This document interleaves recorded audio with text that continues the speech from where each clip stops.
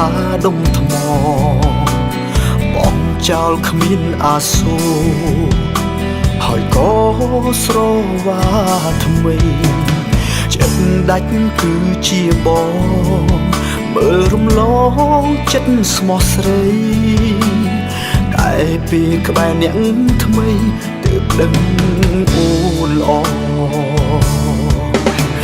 ថ្មដែលខ្ញុំបងចោលពេលនេះត្រូវគេរឹងទៅកែច្នៃ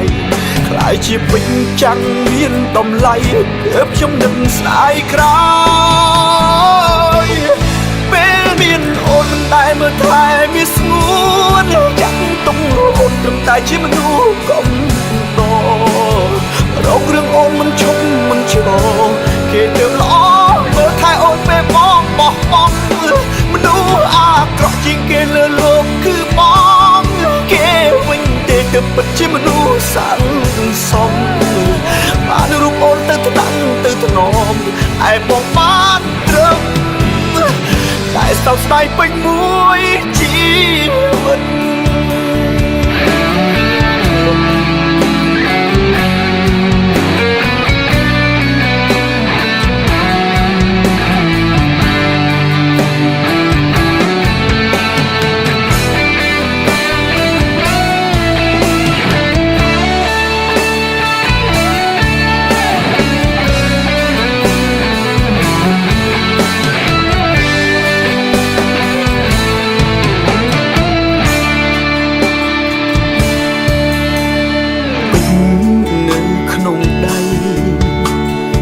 បានថាដុំថ្ម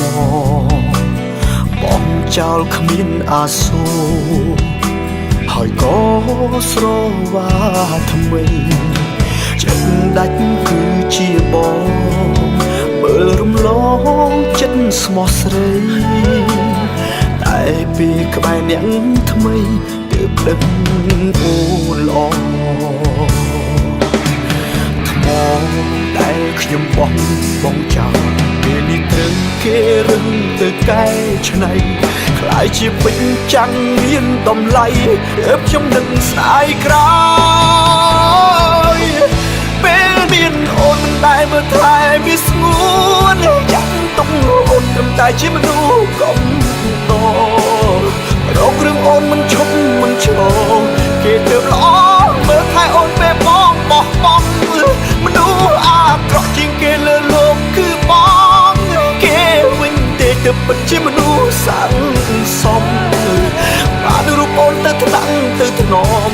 ឯបងបានត្រឹមតែសោកស្ដាយពេញមួយជីវិត